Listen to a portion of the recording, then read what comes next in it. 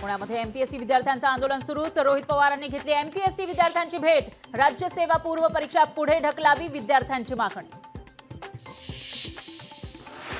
MPSC विद्यार्थ्यांसाठी शरद पवार मैदानात. सरकारला भूमिका जाहीर करण्याचा शरद पवारांनी दिला इशारा. अन्यथा स्वतः आंदोलनात सामील होण्याचा घेतला निर्णय. महाराष्ट्र लोकसेवा आयोगाची आज महत्त्वाची बैठक. विद्यार्थ्यांच्या आंदोलनाबाबत बैठकीत होणार चर्चा. बैठकीमध्ये काय निर्णय होणार याकडे विद्यार्थ्यांचं लक्ष.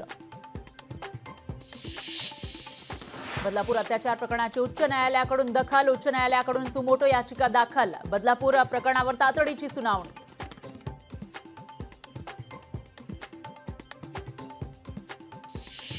लाभार्थ्यांना मिळणार सिलेंडर. ई-केवायसी झालेल्या लाभार्थ्यांना वर्षाला 3 मोफत सिलेंडर देण्याचा सरकारचा निर्णय.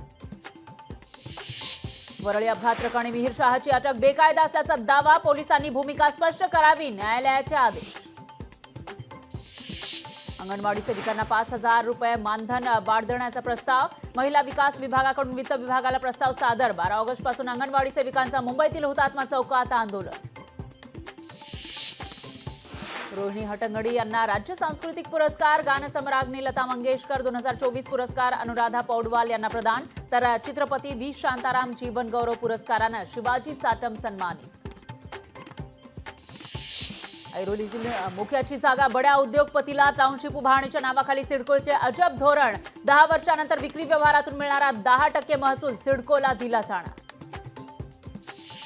डीकेसीतील पॉट टॅक्सीसाठी दक्षिणेतील 2 कंपन्या उत्सुक. वाहतूक कोंडीचा प्रश्न सोडवण्यासाठी पॉट टॅक्सीचा पर्याय. फेरीवाल्यांवर कठोर कारवाईसाठी पालिकेची तयारी. अतिक्रमण निर्मूलन निरीक्षकांची 118 पदं भरणार. बदलापूर प्रकरणानंतर मुंबईमध्ये अत्याचाराची 3 प्रकरणं उघडकीस. कांदिवली, नागपाडा आणि सोशल मीडियावर मुलींचा विनयभंग.